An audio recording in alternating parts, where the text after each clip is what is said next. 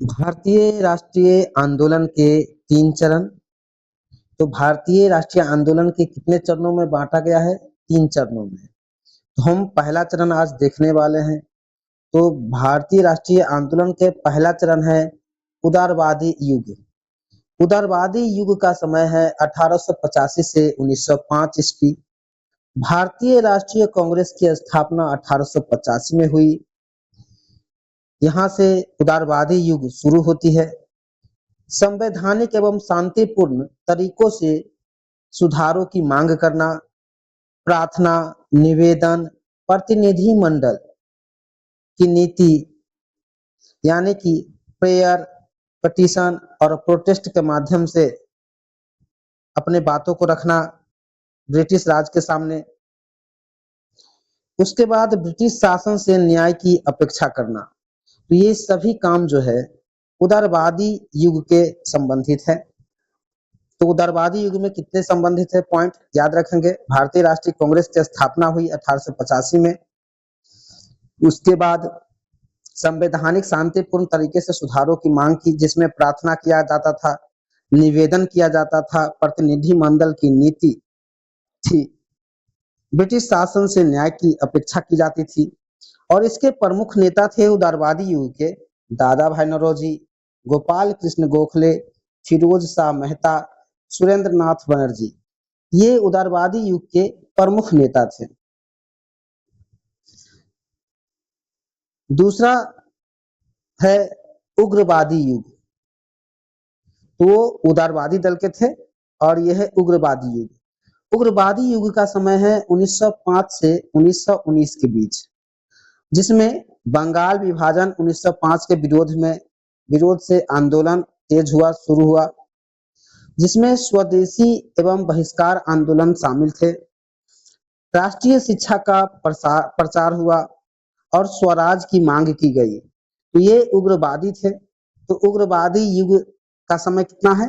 1905 से 1919 के बीच, जो बंगाल विभाजन से शुरू होता है और स्वराज की मांग तक चलता है। इसके प्रमुख नेता थे बाल गंगाधर तिलक, लाला लाजपत राय, बिपिन चंद्र पाल, और इसे हम लोग लाल बाल पाल के नाम से जानते हैं। इसमें हम एक अरविंद घोष का भी नाम हम रख सकते हैं उग्रवादी युग में। तीसरा युग था गांधीवादी युग। तीसरा युग कौन सा था? गांधीवादी युग। अब गांधीवादी युग 1919 से लेकर के 1947 तक चलता है, जो देश आजाद होता है हमारा 1947 में। तो गांधीवादी युग का समय है 1919 से 1947, जिसमें गांधी जी के नेतृत्व में क्या हुआ था? जन आंदोलन शुरू हुआ। सत्याग्रह एवं अहिंसा का प्रयोग किया गया। असहयोग आंदोलन 1920 से 22 के दौरान हुआ। सविनय अवज्ञा आंदोलन 1930 से 34 के बीच। भारत छोड़ो आंदोलन 1942 में हुआ और 15 अगस्त 1947 को क्या हुआ? भारत आजाद हुआ। तो ये गांधीवादी युग में शामिल होते हैं, जो कि समय है 1919 से 1947। अब गांधीवादी युग में प्रमुख नेता थे महात्मा गांधी, जवाहरलाल नेहरू, सरदार वल्लभ भाई पटेल, मौलाना अबुल कलाम आजाद और राजेंद्र प्रसाद। ये गांधीवादी युग के प्रमुख नेता हैं। अब इसके कुछ ट्रिक है, परीक्षा की दृष्टि से ट्रिक याद करेंगे। उ गा, उ से उग्रवादी युग, जो 1885 से 1905 तक चला। उदारवादी युग, तो उ से पहला क्या हुआ? उदारवादी युग, जो 1885 से 1905। दूसरा उग्रवादी युग 1905 से 1919 के बीच। और गा से गांधीवादी युग, जो 1919 से 1947 तक चला। तो हमको याद रखना है उ गा ट्रिक।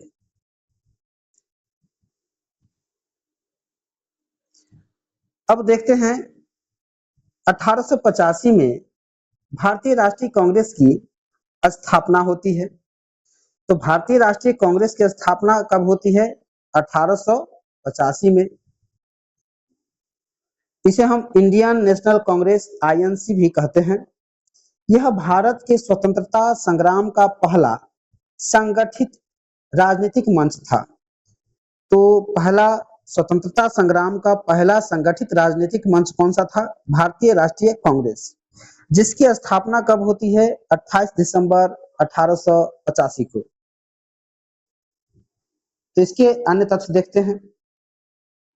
अब देखिए, स्थापना 28 दिसंबर 1885 को होता है और स्थान है गोकुलदास तेजपाल संस्कृत कॉलेज मुंबई, जो कि पहले बम्बई कहा जाता था।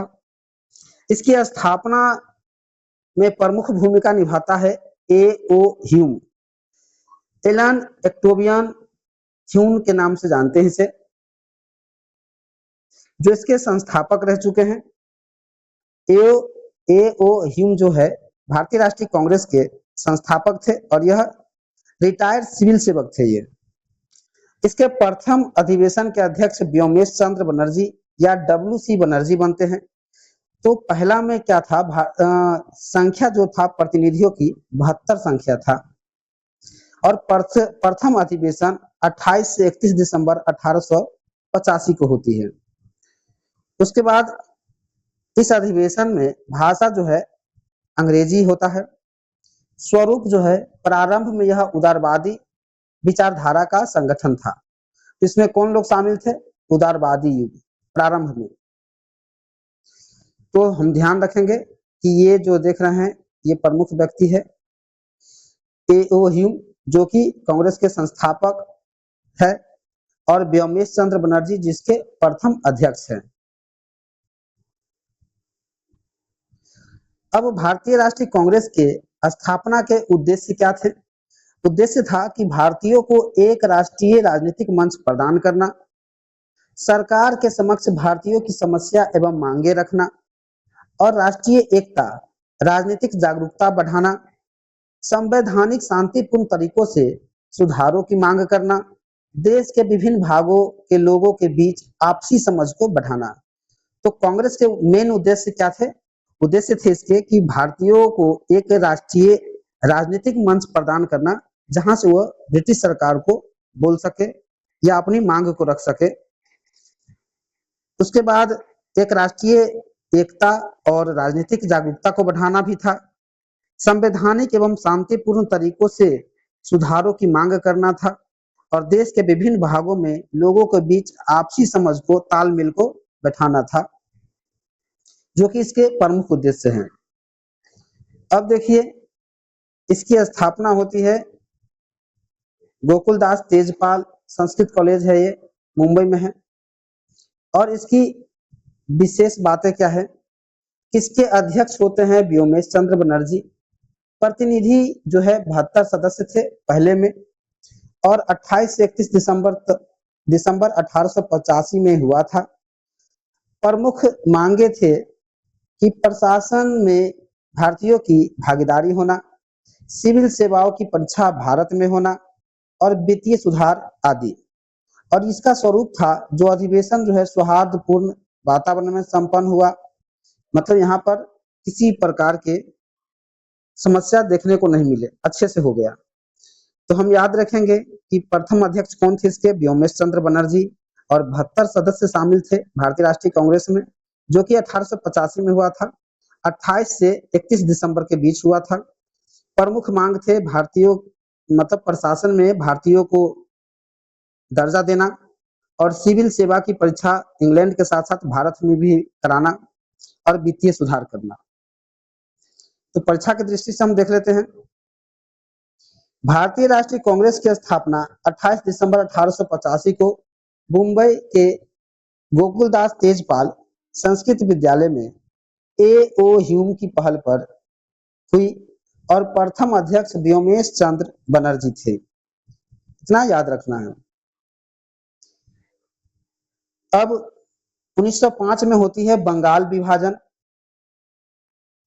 तो बंगाल विभाजन को हम लोग देख लेते हैं, और बंगाल विभाजन करने वाले हैं लॉर्ड कर्जन। लॉर्ड कर्जन 1905 में वायसराय थे और इसका कार्यकाल 1899 से 1905 तक था। तो यहाँ देख लेते हैं हम, बंगाल विभाजन जो है 16 अक्टूबर 1905 को हुआ, वायसराय लॉर्ड कर्जन के द्वारा किया गया।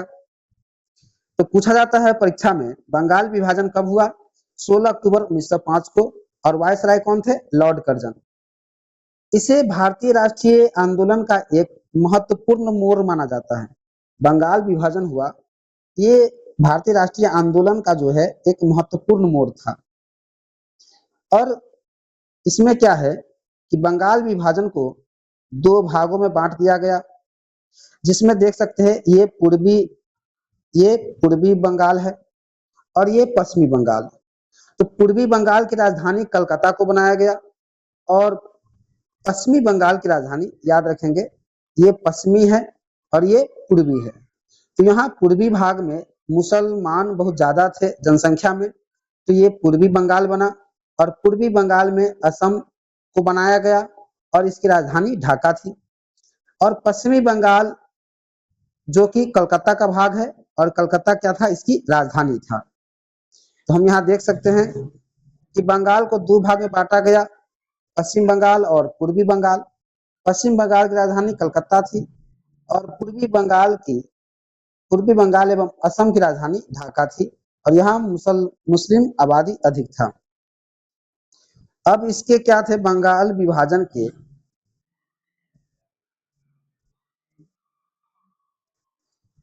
विभाजन के विरुद्ध आंदोलन होता है, जिसमें स्वदेशी आंदोलन की शुरुआत हुई।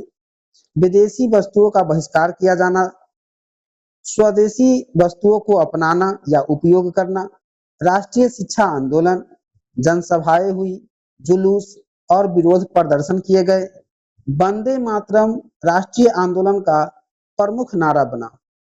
तो बंगाल विभाजन के विरुद्ध क्या हुआ था? स्वदेशी आंदोलन की शुरुआत हुई, विदेशी वस्तुओं का बहिष्कार करना शुरू कर दिए, स्वदेशी यानी कि भारत में बनने वाले वस्तुओं का उपयोग बढ़ाया गया, राष्ट्रीय शिक्षा आंदोलन जिसमें जनसभाएं, जुलूस और विरोध प्रदर्शन किया गया, वंदे मातरम को प्रमुख नारा माना गया बंगाल विभाजन में। अब इसके कुछ परिणाम हुए बंगाल विभाजन के, जिसमें भारतीय राष्ट्रीय आंदोलन को नई दिशा मिली। स्वदेशी और बहिष्कार आंदोलन को पूरे देश में फैला दिया गया। राष्ट्रीय चेतना, आत्मनिर्भरता की भावना मजबूत हुई, उग्र राष्ट्रवाद को बल मिला। तो ये इसके परिणाम थे बंगाल विभाजन के। अब देखिए बंगाल विभाजन का मेन कारण क्या था? मेन कारण था कि लॉर्ड कर्जन चाह रहे थे कि बंगाल, सरकारी कारण बताया गया कि बंगाल बहुत बड़ा प्रांत था और प्रशासन को अधिक प्रभावी बनाने में समस्या होती है, इसीलिए इसको हम दो भाग में बांट देते हैं, पश्चिमी बंगाल और पूर्वी बंगाल के रूप में। तो ये इसके कारण थे। तो सरकारी कारण क्या थे? बंगाल बहुत बड़ा था और प्रशासनिक दृष्टि से इसे प्रभावी बनाने के लिए बांटा गया था। लेकिन इसका वास्तविक उद्देश्य था कि फूट डालो और राज करो की नीति, और बंगाल में बढ़ते राष्ट्रवादी आंदोलन को कमजोर करना।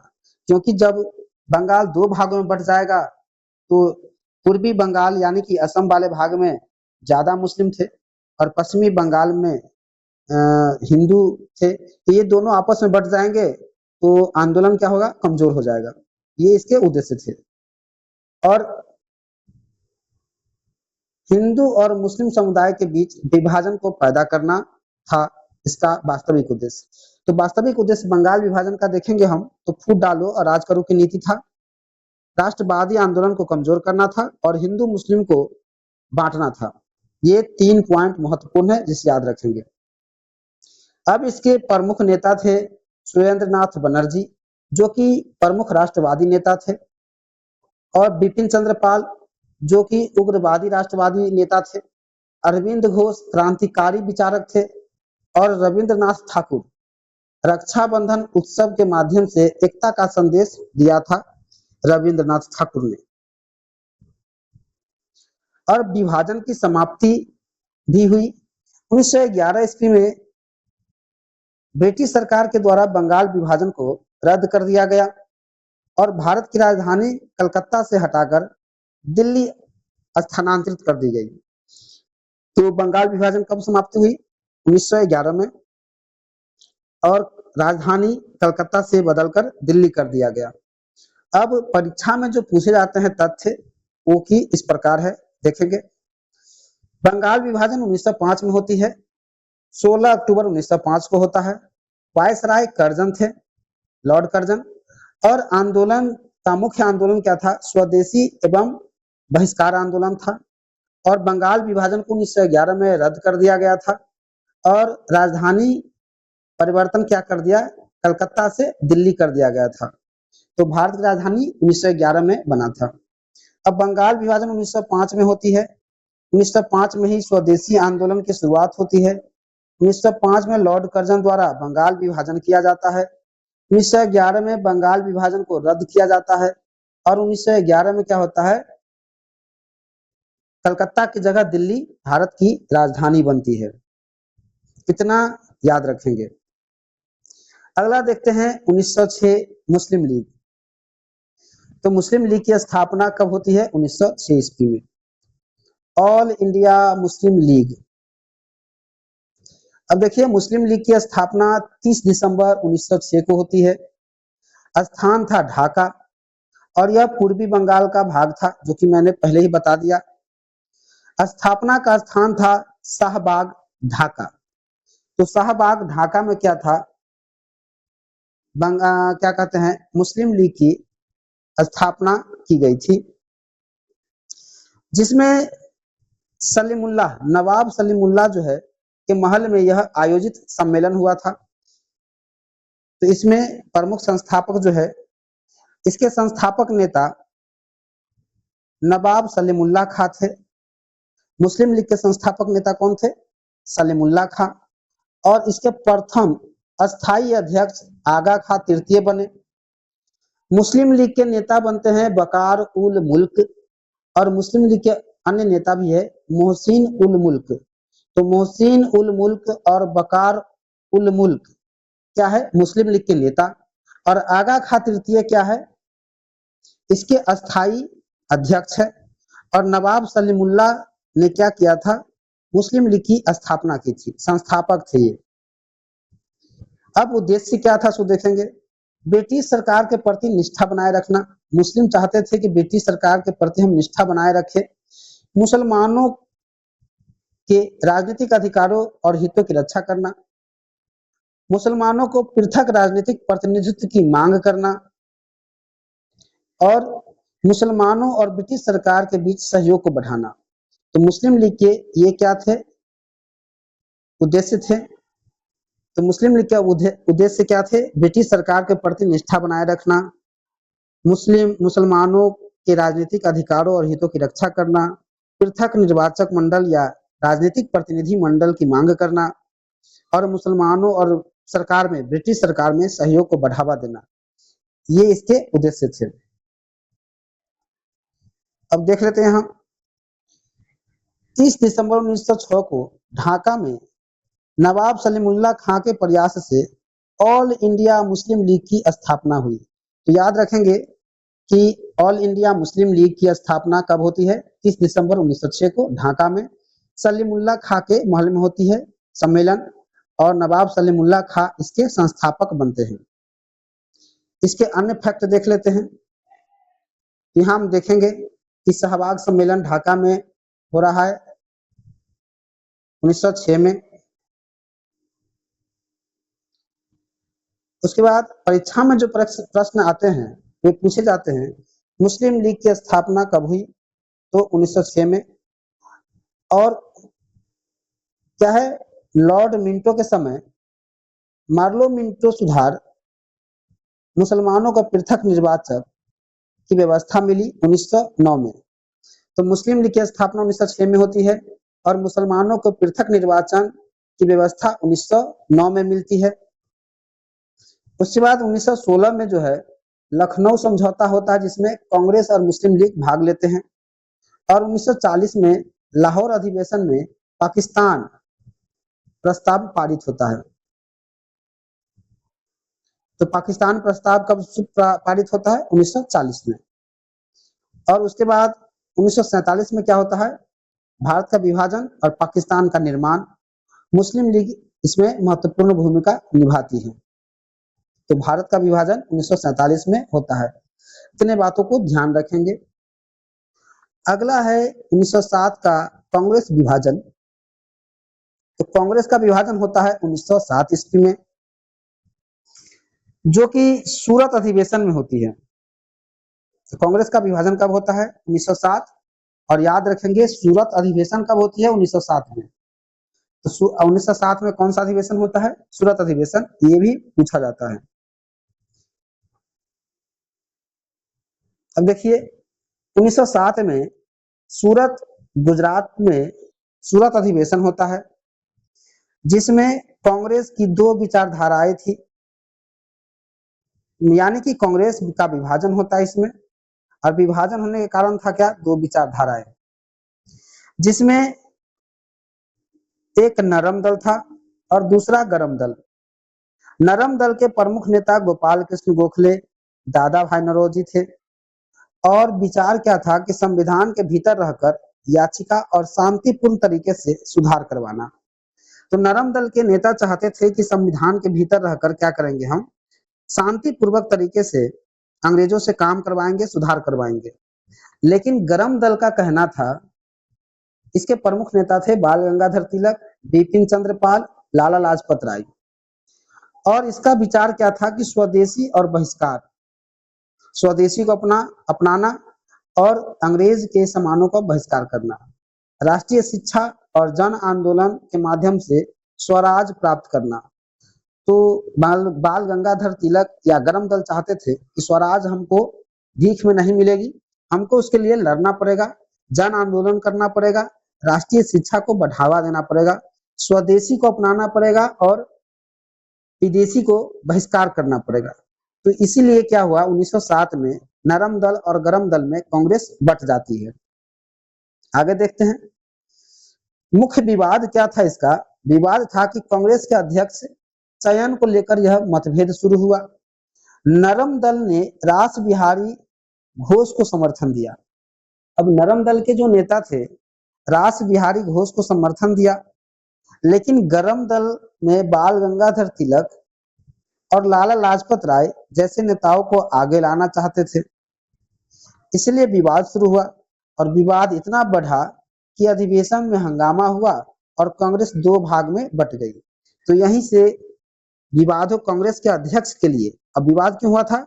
कांग्रेस अध्यक्ष के, ध्यान रखेंगे विवाद का कारण था कांग्रेस का अध्यक्ष बनना। यानी कि कांग्रेस के जो भी अधिवेशन होते थे दिसंबर में, उसका अध्यक्ष बनना था।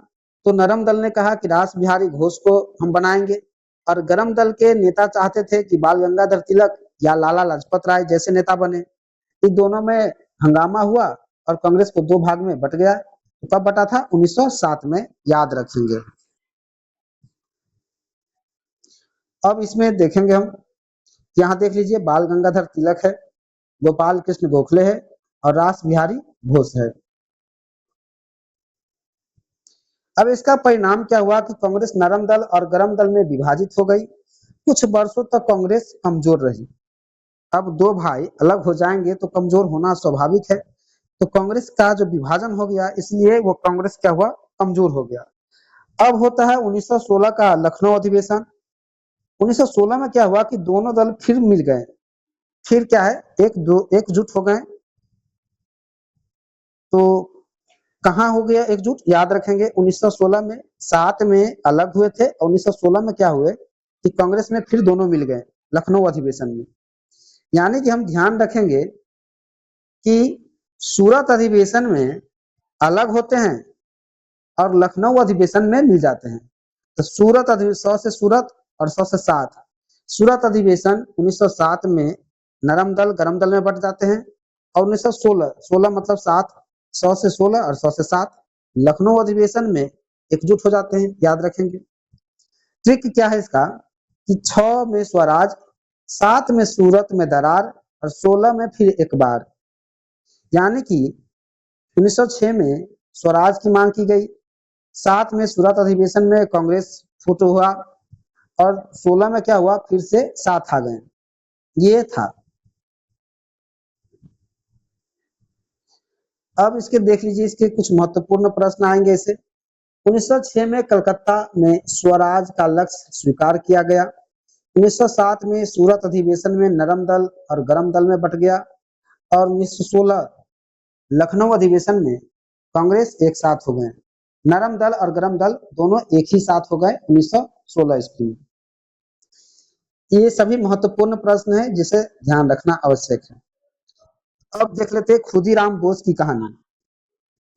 खुदीराम बोस भारत के अमर शहीद और सबसे कम उम्र के क्रांतिकारी थे। तो याद रखेंगे, सबसे कम उम्र के क्रांतिकारी क्या थे? सबसे कम उम्र के क्रांतिकारी कौन थे? तो खुदीराम बोस।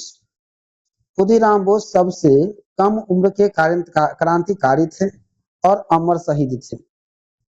अब खुदीराम बोस का जो है जन्म होता है 3 दिसंबर 1889 ईस्वी को। स्थान है हैबरा, मिदनापुर, पश्चिम बंगाल में जन्म होता है खुदीराम बोस का। माता का नाम है लक्ष्मी प्रिया देवी और पिता का नाम है त्रिलोक्य नाथ बोस। तो खुदीराम बोस की माता का नाम लक्ष्मी प्रिया देवी और पिता का नाम त्रिलोक्य नाथ बोस है। घटना जो है 30 अप्रैल 1908 को मुजफ्फरपुर बिहार में मुख्य न्यायाधीश डगलस किंग फोर्ट्स पर बम हमला किया गया और इसमें किंग्स फोर्ट था लेकिन वह बच गया, लेकिन 2 ब्रिटिश महिला की मृत्यु हो गई, जिसके कारण क्या हुआ, 1 मई 1908 को खुदीराम बोस को गिरफ्तार कर लिया गया और उन पर राजद्रोह का मुकदमा, राजद्रोह और हत्या का आरोप लगाया गया और बिना किसी भय के उन्होंने अदालत में अपने कृत्य को देशभक्ति बताया खुदीराम बोस ने और उसे फांसी दे दी गई। तो फांसी कब होती है? देखिए, एक ही उद्देश्य है, भारत को आजाद देखना। यह कथन खुदीराम बोस का था और खुदीराम बोस को फांसी दे दिया गया 11 अगस्त 1908 को मुजफ्फरपुर केंद्रीय कारागार बिहार में। और इसका उम्र उस समय था 18 वर्ष 8 महीने। तो सबसे कम उम्र में फांसी पर लटकने वाले क्रांतिकारी खुदीराम बोस थे, जो कि 18 वर्ष 8 महीने के थे और वह फांसी पर लटका दिए गए। वे भारत के सबसे कम उम्र के क्रांतिकारियों में गिने जाते हैं जिन्हें ब्रिटिश शासन ने फांसी दे दी। अब ये देख लीजिए, यहाँ पर मुजफ्फरपुर का जेल है जिसमें 11 अगस्त 1908 को फांसी दी गई। तो इतना याद रखेंगे। अगला देखते हैं 1909 का मार्लो मिंटो सुधार अधिनियम। इसे भारतीय परिषद अधिनियम 1909 के नाम से भी जानते हैं या इंडियन काउंसिल एक्ट 1909 कहते हैं। तो मार्लो मिंटो सुधार अधिनियम 1909 का नाम है भारतीय परिषद अधिनियम या इंडियन काउंसिल एक्ट 1909। अब यहाँ देख लीजिए, जॉन मार्ले भारत का सचिव है और लॉर्ड मिंटो वायसराय। अब देखिए, इसमें 1909 के भारतीय परिषद अधिनियम को मार्लो मिंटो सुधार कहा जाता है। पहले ही बता दिए कि 1909 में भारतीय परिषद अधिनियम को मार्लो मिंटो 1909 अधिनियम के नाम से जानते हैं। इसका नाम तत्कालीन भारत सचिव जॉन मार्लो और वायसराय मिंटो के नाम पर रखा गया है। इसमें जॉन मार्लो थे भारत के सचिव और वायसराय लॉर्ड मिंटो थे। तो ये दोनों आपस में कार्य कर रहे थे, इन्हीं दोनों का मिलाकर मार्लो मिंटो सुधार नाम रख दिया गया। तो मार्लो और मिंटो के नाम पर ही इसका नाम है। इसका उद्देश्य भारतीयों को शासन में सीमित भागीदारी देना था, जबकि वास्तविक सत्ता ब्रिटिश सरकार के पास ही बनी रहनी चाहिए थी। इसका उद्देश्य क्या था मार्लो मिंटो सुधार का? कि भारतीय शासन को, भारतीयों को शासन में भागीदारी तो हो, लेकिन वास्तविक सत्ता पूरी सरकार में सत्ता जो है वह अंग्रेजों के हाथों में हो, इसका उद्देश्य था। प्रमुख प्रावधान थे मार्लो मिंटो का, केंद्रीय एवं प्रांतीय विधान परिषदों का विस्तार किया गया। विधान परिषदों में सीमित निर्वाचन की व्यवस्था की गई। मुसलमानों के लिए पृथक निर्वाचन की शुरुआत हुई और सदस्यों को बजट पर चर्चा, प्रस्ताव रखने तथा पूरक प्रश्न पूछने का अधिकार मिला। उसके बाद वायसराय की कार्यकारिणी परिषद में पहली बार एक भारतीय को शामिल किया गया, सत्येंद्र प्रसन्न सिन्हा, जो कि भारतीय पहले सदस्य बने। तो भारतीय पहले सदस्य कौन थे? सत्येंद्र प्रसन्न सिन्हा। ये सभी इसके प्रमुख प्रावधान थे। महत्व क्या था मार्लो मिंटो का कि भारतीयों की विधायी कार्यों में भागीदारी बढ़ी, चुनाव प्रणाली की दिशा में महत्वपूर्ण कदम था। भारतीय संवैधानिक विकास के इतिहास में यह एक महत्वपूर्ण अधिनियम माना जाता है। अब इसके कुछ दोष और आलोचना भी की गई। इसके दोष आलोचना थे कि पृथक निर्वाचन प्रणाली में सांप्रदायिक राजनीति को बढ़ावा दिया गया, उत्तरदायी शासन की व्यवस्था नहीं की गई, केंद्र में ब्रिटिश अधिकारियों और प्रभाव को नियंत्रण बना रहा, भारतीयों की शक्तियां बहुत सीमित थी। तो परीक्षा उपयोगी प्रश्न क्या बनते हैं कि अधिनियम का नाम क्या था? तो इंडियन काउंसिल एक्ट 1909 या मार्लो मिंटो सुधार।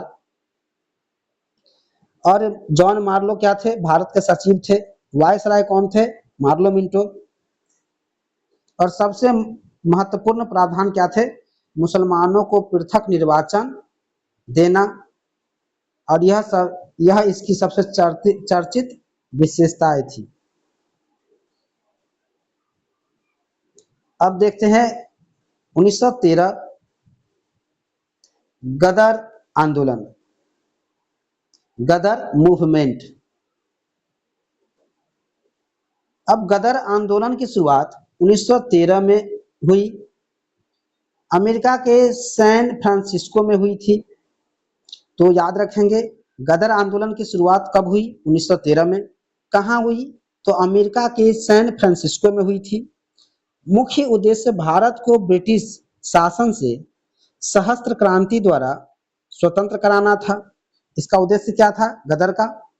कि ब्रिटिश सरकार से भारत को सशस्त्र क्रांति द्वारा स्वतंत्र कराना था। इस आंदोलन के नेतृत्व विदेशों में बसे भारतीय क्रांतिकारियों ने किया। तो गदर पार्टी का आंदोलन किसने किया था? तो विदेशों में बसे भारतीय क्रांतिकारियों ने किया था। अब इसकी स्थापना जो हुई थी 1913 में हुई। गदर पार्टी की स्थापना की गई 1913 में। स्थान था सैन फ्रांसिस्को, अमेरिका। संस्था का नाम पड़ा गदर पार्टी और इसके संस्थापक नेता थे लाला हरदयाल और इसके प्रथम अध्यक्ष बने सोहन सिंह भाखना। तो सोहन सिंह भाखना और लाला हरदयाल ने क्या किए? गदर पार्टी की स्थापना में सहयोग दिया।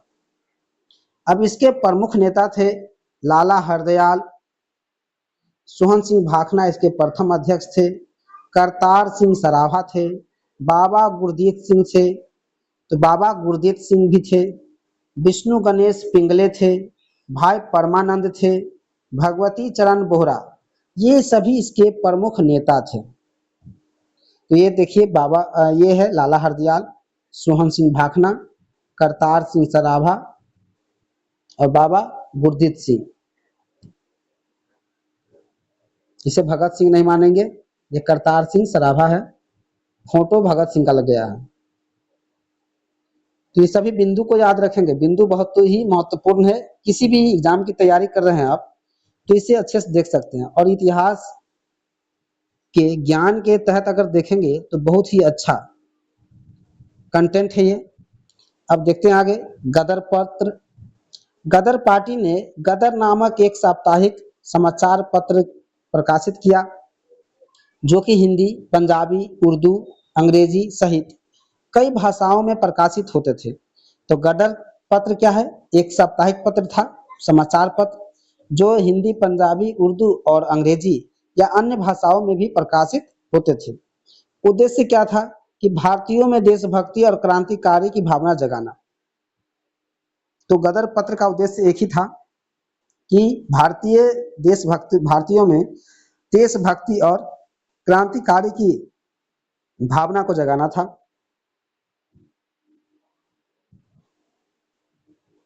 प्रथम विश्व युद्ध और विद्रोह।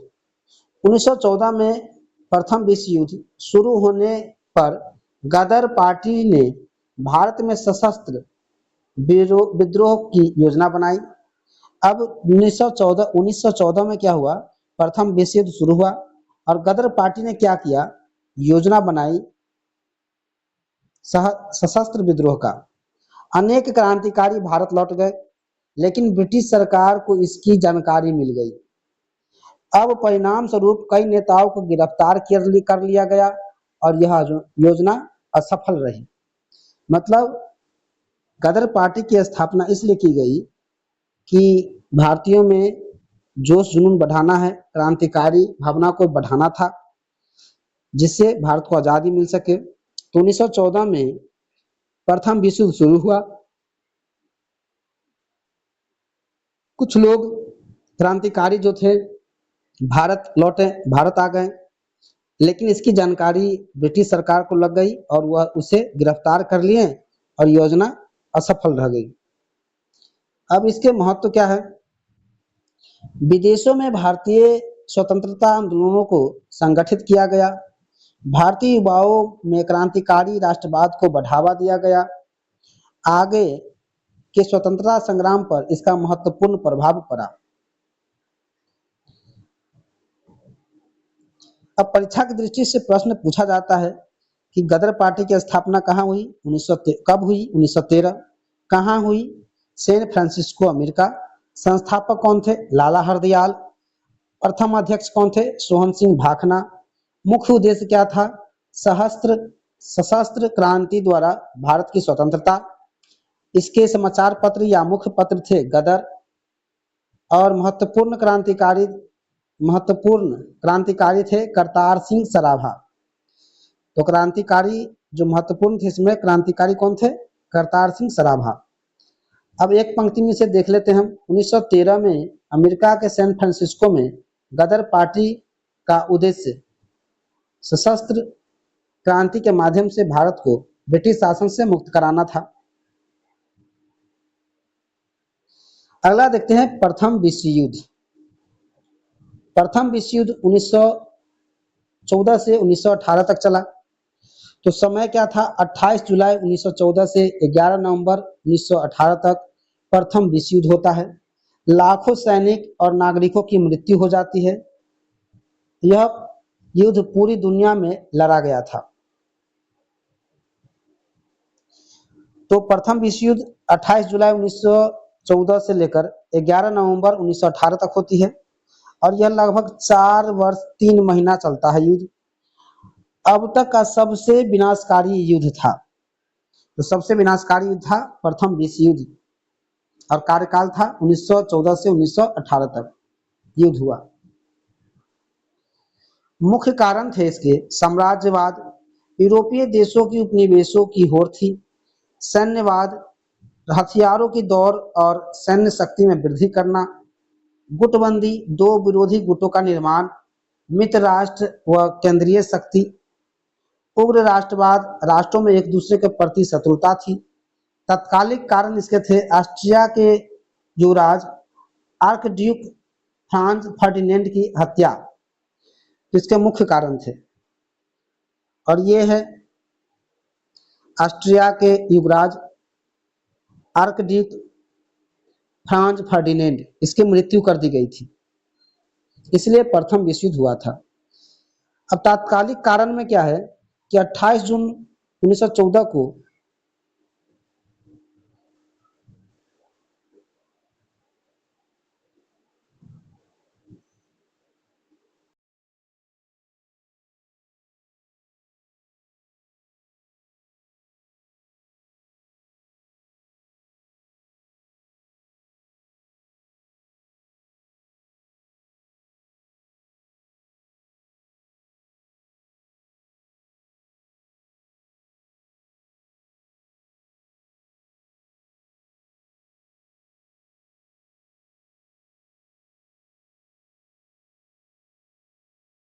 सर्बिया पर युद्ध घोषित कर दिया, जिसमें प्रथम विश्व युद्ध आरंभ हुआ।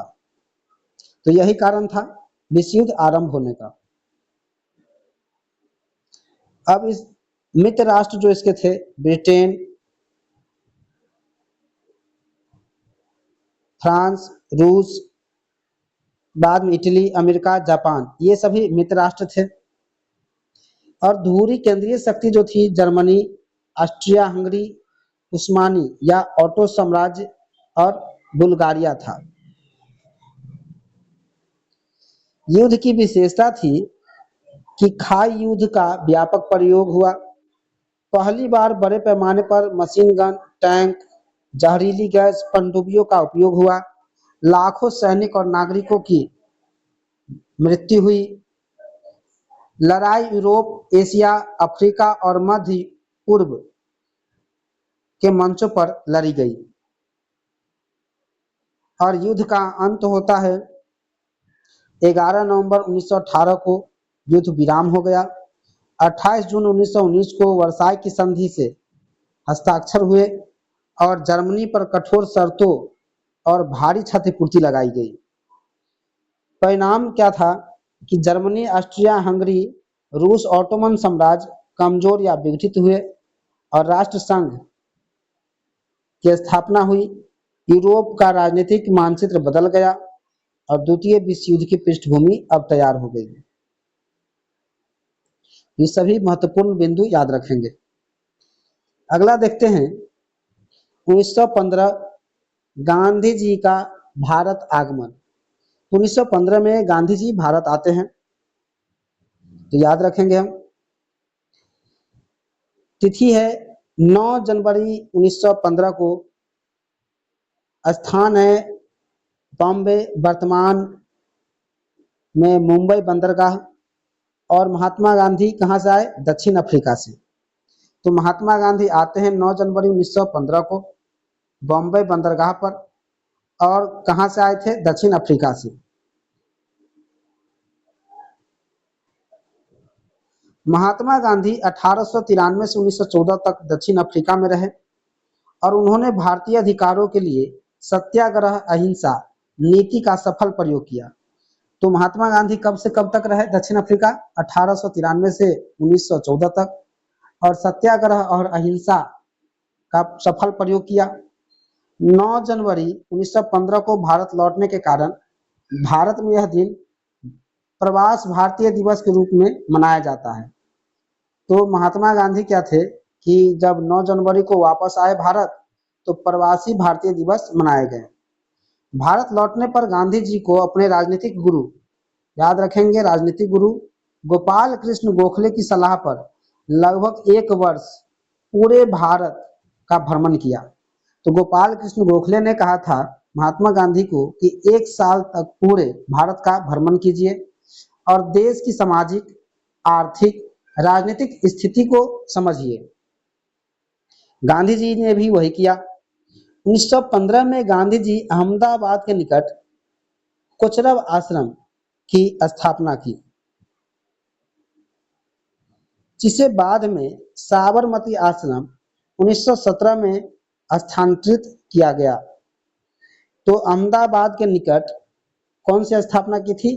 कोचरब आश्रम की 1915 में, और उसे 1917 में साबरमती आश्रम नाम दे दिया गया था। ये महात्मा गांधी के राजनीतिक गुरु है गोपाल कृष्ण गोखले।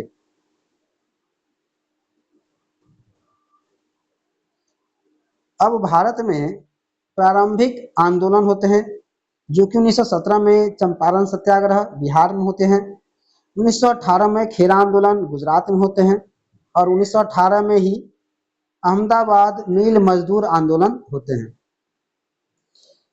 परीक्षा में प्रश्न पूछे जाते हैं कि भारत आगमन कब हुआ गांधी जी का? तो 9 जनवरी 1915 को। राजनीतिक गुरु कौन है? गोपाल कृष्ण गोखले। दक्षिण अफ्रीका में प्रवास मतलब कितने दिन रहे? तो 21 वर्ष रहे थे।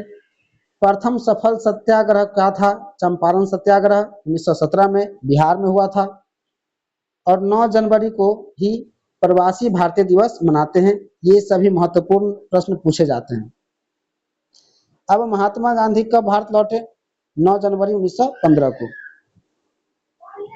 अब देखते हैं 1916 का लखनऊ समझौता।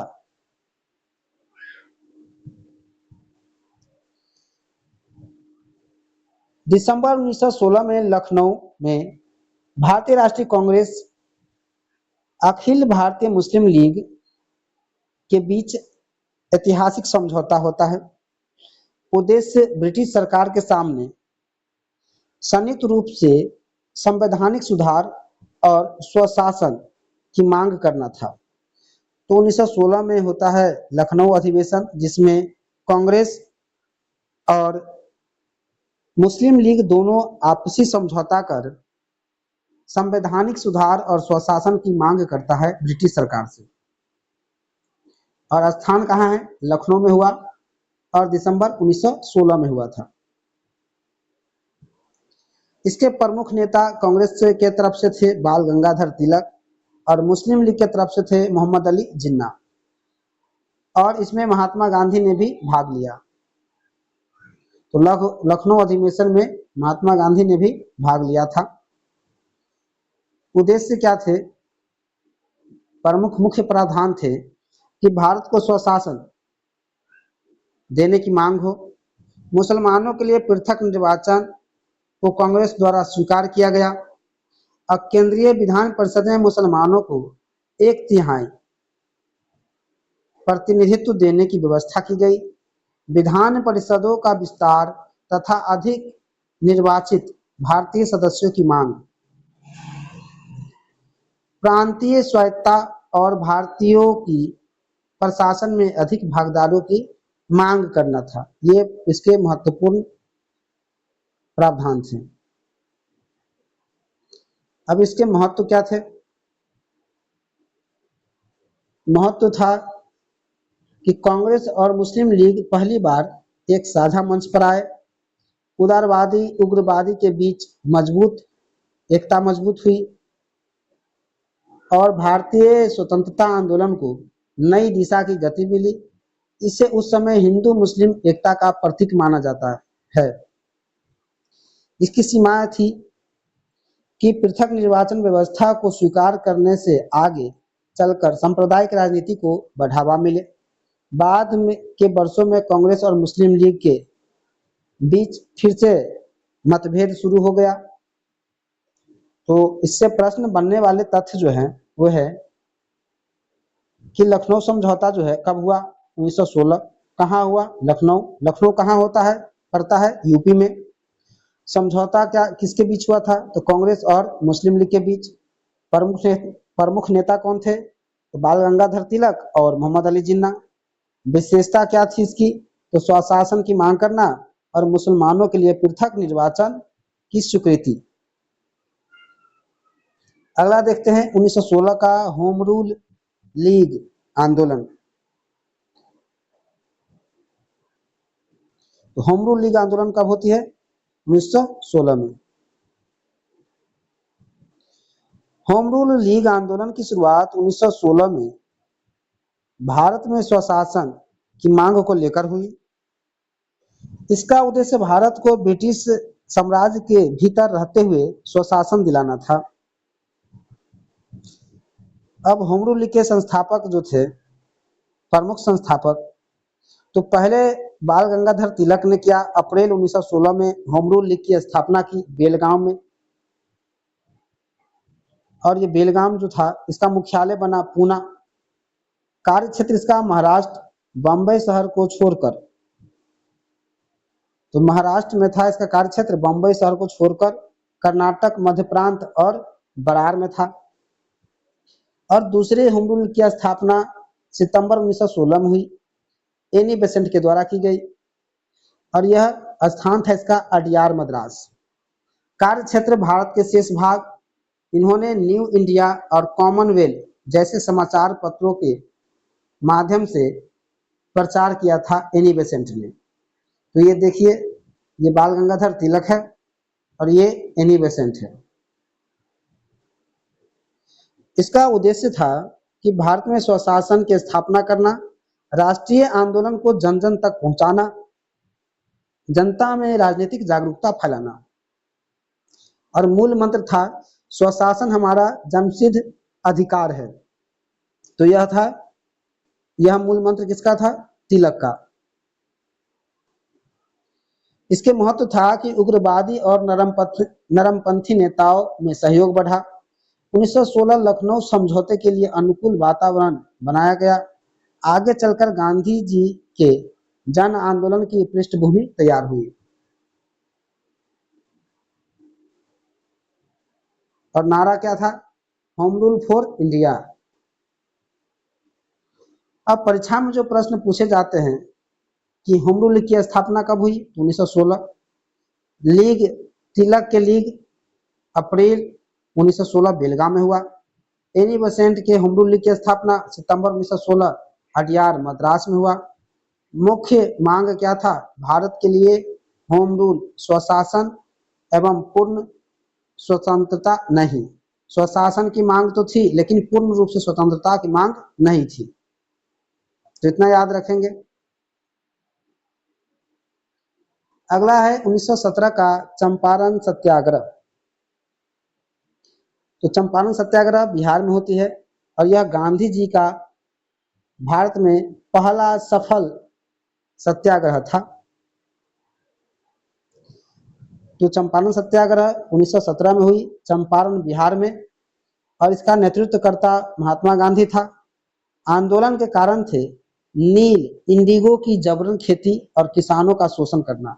तो यहाँ नील की खेती तिनकठिया प्रणाली के तौर पे की जाती थी, यह इसकी, और किसानों को शोषण किया जाता था। जबरदस्ती 3 कट्ठा पर नील की खेती करवाई जाती थी, इसलिए चंपारण सत्याग्रह हुआ। अब आंदोलन के कारण 3 कट्ठा प्रणाली था।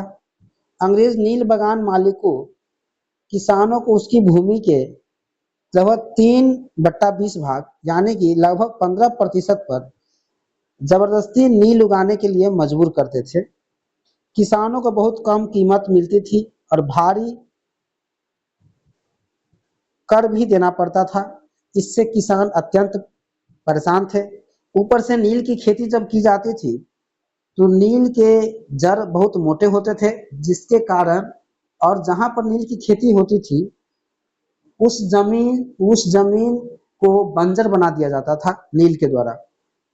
वहां की मिट्टी बंजर हो जाती थी, वहां पर कुछ भी उगाना संभव नहीं था। ये भी बड़ी समस्या थी। अब इसके प्रमुख सहयोगी थे राजेंद्र प्रसाद, ब्रज किशोर प्रसाद, अनुग्रह नारायण सिंह, जेबी कृपलानी और महादेव देसाई। अब आंदोलन की शुरुआत होती है कि किसान नेता राजकुमार शुक्ल ने क्या किया?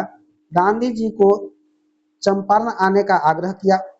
गांधी जी ने किसानों की समस्या की जांच के लिए अहिंसक सत्याग्रह शुरू किया।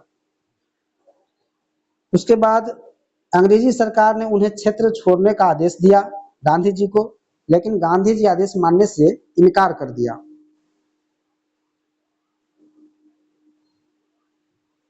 महत्व: गांधी जी का पहला सफल सत्याग्रह था चंपारण सत्याग्रह, और भारतीय स्वतंत्रता आंदोलन में सत्याग्रह और अहिंसा प्रभावी शुरुआत थी। किसानों का में आत्मविश्वास और राजनीतिक जागरूकता भी बढ़ी। इसके परिणाम हुआ चंपारण सत्याग्रह का कि जांच समिति बनाई गई, जिसमें गांधी जी भी सदस्य थे। 3 कठिया प्रथा समाप्त कर दी गई। किसानों को राहत मिली और अधिकारों की रक्षा हुई। गांधी जी भारत में एक राष्ट्रीय नेता के रूप में पहचाने गए या मजबूती मिली।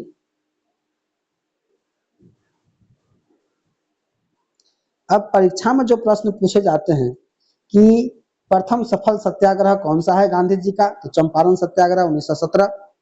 कहाँ हुआ था? तो चंपारण बिहार में हुआ था। क्यों हुआ था? तो नील की जबरदस्ती खेती के लिए, 3 कठिया प्रणाली के लिए। किस नेता ने गांधी जी को बुलाया था? तो राजकुमार शुक्ल ने। मुख्य परिणाम क्या था? कि 3 कठिया प्रथा का अंत करना और किसानों को राहत देना। ये था चंपारण सत्याग्रह की कहानी। अब देखते हैं 1918 का अहमदाबाद मिल मजदूर आंदोलन। तो अहमदाबाद मिल मजदूर आंदोलन वर्ष 1918 में होती है, अहमदाबाद गुजरात में। और यह संबंधित उद्योग है जो कपड़ा टेक्सटाइल मिल से संबंधित उद्योग है। यहाँ पर देख सकते हैं महात्मा गांधी, अनसुईया साराभाई है यहाँ। अब देखिए आंदोलन का कारण क्या था कि प्लेग के समय मालिकों ने मजदूर को प्लेग बोनस देने का वादा किया था, तो मजदूरों को प्लेग बोनस दिया था। महामारी कम होने पर मिल मालिक बोनस समाप्त करना चाहते थे और बढ़ती महंगाई के कारण मजदूरों ने 50% वेतन वृद्धि की मांग की। मालिक ने केवल 20% वृद्धि देने को तैयार थे, इसलिए यह अहमदाबाद मिल आंदोलन हुआ। अब गांधी जी की भूमिका क्या थी कि गांधी जी ने मजदूरों और मिल मालिकों के बीच समझौता कराने का प्रयास किया। समझौता न होने पर अहिंसक हड़ताल की सलाह दी और मजदूरों का मनोबल बढ़ाए रखने के लिए उन्होंने भूख हड़ताल उपवास भी किया गांधी जी ने। अब इसका परिणाम हुआ कि मध्यस्थता के बाद मजदूरों को 35% वेतन वृद्धि देने का निर्णय हुआ।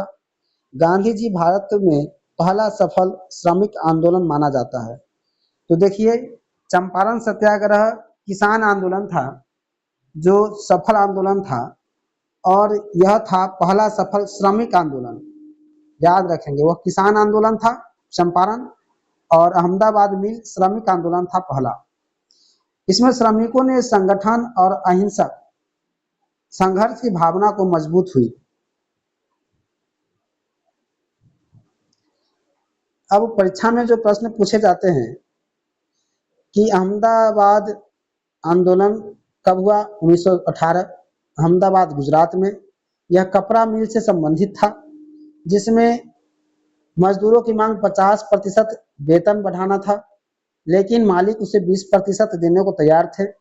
अंतिम निर्णय हुआ कि 35% बोनस पर बात बन गई, और गांधी जी का पहला सफल श्रमिक आंदोलन और भारत में सत्याग्रह के प्रभावी लोगों में से एक था। इसमें 1918 में अहमदाबाद मिल मजदूर आंदोलन में महात्मा गांधी के नेतृत्व में मजदूरों को मध्यस्थता के माध्यम से 35% वृद्धि प्राप्त हुई थी वेतन में।